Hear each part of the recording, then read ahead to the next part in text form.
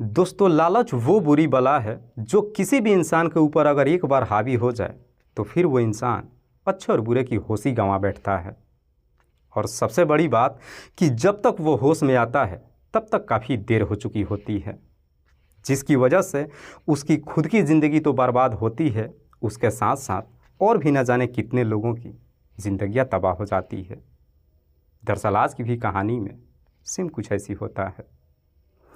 नमस्कार, आदाब, मैं हसमुद्दीन और आप देख रहे हैं सफ़र क्राइम तक।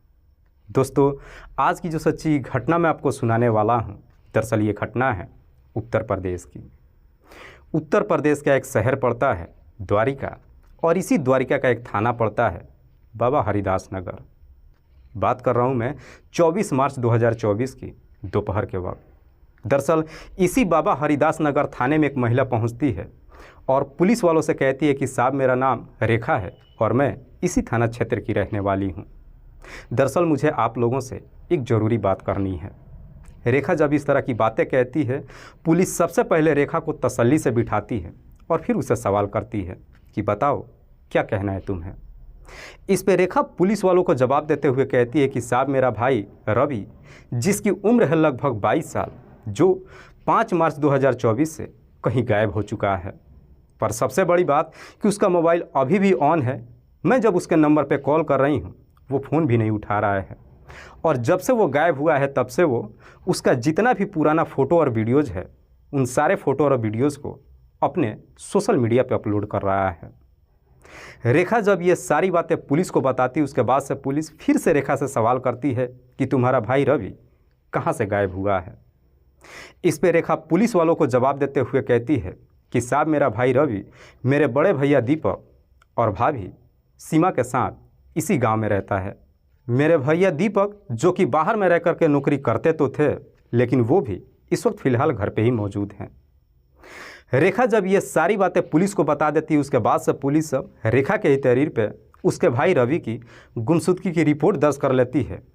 और फिर इस केस की जाँच पड़ताल करते हुए पुलिस सबसे पहले रवि के भाई दीपक के घर पर जाती है, जहाँ पे पुलिस की मुलाकात रवि के भाई दीपक और उसकी भाभी सीमा से होती है।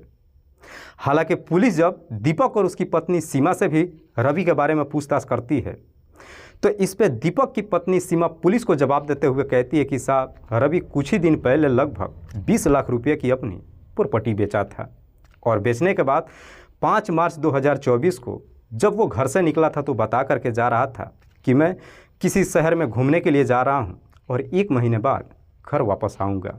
लेकिन सबसे बड़ी बात कि जब से वो गया है तब से हम भी उसके नंबर पे कॉल कर रहे हैं, पर वो फ़ोन नहीं उठा रहा है। सीमा जब ये सारी बात पुलिस को बताती है, उसके बाद से पुलिस वापस थाने में आ जाती है और ख़ुद पुलिस भी अब रवि के नंबर पे कॉल करती है। रिंग तो जाती है लेकिन रवि फ़ोन नहीं उठाता है।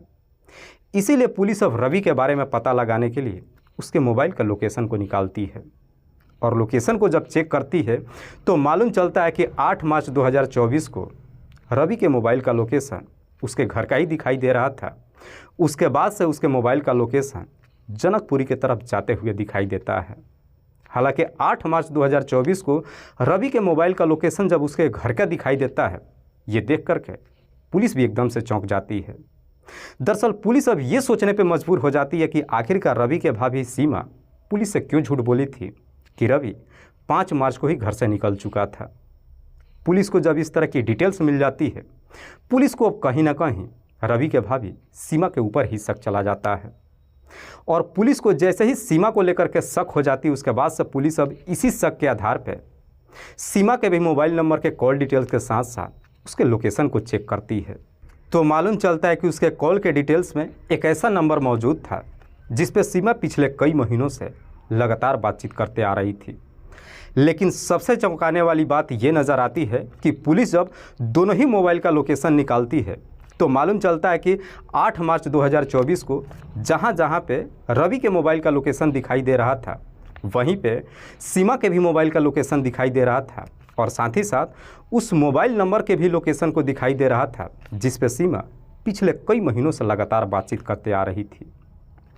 पुलिस जब उस नंबर की डिटेल्स निकालती है तो मालूम चलता है कि वो नंबर किसी नीरज दहिया के नाम पर रजिस्टर्ड है।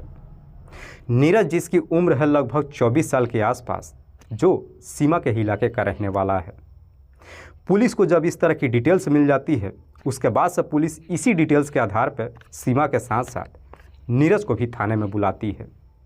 और जब इन दोनों से रवि के बारे में पूछताछ करती है तो पहले तो ये दोनों पुलिस को भरपूर घुमाने की कोशिश करते हैं, लेकिन पुलिस जब इनके सामने मोबाइल की डिटेल्स को रख करके पूछताछ करती है, अब इनके सामने कोई रास्ता नहीं बचता है और आखिरकार मजबूर होकर के सीमा अपनी सच्चाई कबूल कर लेती है और साथ ही साथ पुलिस वालों को जवाब देते हुए कहती है कि साहब, मेरा देवर रवि अब इस दुनिया में नहीं है, दरअसल हमने उसकी हत्या कर दिया है।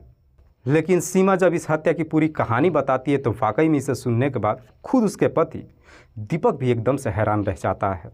दरअसल इस कहानी की शुरुआत होती है घटना से ठीक लगभग 8 महीने पहले। दरअसल 8 महीने पहले ही सीमा का उसी के पड़ोस का रहने वाला नीरज के साथ में प्रेम प्रसंग शुरू हो जाता है, क्योंकि सीमा का पति दीपक बाहर में रहकर के नौकरी करता था और उसका देवर रवि जो खेती किसानी का काम करता था। इसीलिए सीमा को अपने आशिक नीरज से मुलाकात करने में कोई प्रॉब्लम नहीं होती थी। दरअसल उसका देवर जब खेतों पे काम करने के लिए चला जाता था, उसके बाद से सीमा अपने प्रेमी नीरज को घर पे ही बुला लेती थी और घर के अंदर ही मुलाकात करती थी। समय बेहतर तरीके से तो गुजर रहा था, पर इस बात की जानकारी किसी को नहीं मालूम चलता है। पर हर रोज़ के तरह एक दिन सीमा जब नीरज को अपने घर पे बुलाती है, इधर उसका देवर रवि जब खेत पे गया हुआ था, अचानक रवि की तबीयत खराब हो जाती है और दोपहर के वक्त ही रवि घर पे वापस आ जाता है। और रवि जैसे ही घर पे पहुंचता है, अपने ही घर के अंदर अपनी भाभी सीमा और नीरज को आपत्तिजनक स्थिति में देख लेता है। हालांकि सीमा और नीरज भी जब अपने सामने रवि को देखते हैं तो देखने के बाद एकदम से डर जाते हैं। रवि अपने भाभी को धमकी देते हुए कहता है कि जो कुछ भी मैंने देखा है, अगर इस तरह का नज़ारा मैंने आगे चल करके दोबारा कभी अगर देख लिया तो मैं ये सारी बातें भैया से बता दूंगा। इसीलिए बेहतर है कि तुम नीरज को भूल जाओ और ये सारे गलत काम छोड़ दो। हालांकि रवि जब अपनी भाभी को धमकी देता है, सीमा भी इन धमकियों से डर जाती है और वाकई में उसके बाद से ना तो नीरज से कभी बातचीत करती है और ना ही मुलाकात करती है। पर जैसे जैसे समय गुजरता है, दोनों की बेचैनियाँ एकदम से बढ़ने लगती है। लेकिन सबसे ज़्यादा दिक्कत तब हो जाती है इन दोनों को मुलाकात करने में, जब रवि अपने भाभी के ऊपर नज़र रखना शुरू कर देता है। हालांकि सीमा और नीरज अपनी तमाम कोशिश करते हैं, लेकिन चाह करके भी एक दूसरे से मुलाकात नहीं कर पाते हैं। और जैसे ही कुछ महीने का समय गुजरता है, एक दिन रवि अपनी 20 लाख रुपए की प्रॉपर्टी बेच देता है। हालांकि रवि जब अपनी प्रॉपर्टी को बेचता है, उस वक्त उसका भाई दीपक भी घर पे आया हुआ था। रवि 20 लाख रुपए में अपनी प्रॉपर्टी बेच तो देता है, लेकिन जब उसकी भाभी सीमा रवि से कुछ पैसों की डिमांड करती है तो रवि अपनी भाभी को जवाब देते हुए कहता है कि उन पैसों में से मैं तुम्हें 1 रुपया नहीं दूंगा। पैसा देने से जब इनकार कर देता है, इधर सीमा भी पैसों की लालच में आ जाती है। दरअसल सीमा अब ये दिमाग लगाने लगती है कि आखिरकार वो क्या करे जिससे वो अपने देवर से पैसे निकाल सके। लेकिन सीमा जब अपनी तमाम कोशिश कर लेती है और तमाम कोशिशों के बावजूद भी जब अपने देवर से पैसे नहीं निकाल पाती है, आखिरकार मजबूर होकर के सीमा अपने देवर को ही इस दुनिया से ही हटाने का तय कर देती है। क्योंकि सीमा को अपने देवर से एक तो पहले से ही प्रॉब्लम थी, दूसरी जब इधर रवि अपनी प्रॉपर्टी को बेचता है तो उसमें से 1 भी रुपया सीमा को देने के लिए तैयार नहीं होता है। दरअसल सीमा ये सोचती है कि अगर मैं अपने देवर को इस दुनिया से हटा देती हूँ तो उसकी बाकी की भी प्रॉपर्टी मेरी तो हो ही जाएगी, वो 20 लाख रुपया भी मुझे मिल जाएगा। लेकिन सवाल ये था कि आखिरकार सीमा अपने देवर को इस दुनिया से हटाए कैसे। जब इस सिलसिले में अपने आशिक नीरज से बातचीत करती है तो नीरज उसका साथ देने के लिए तैयार नहीं होता है।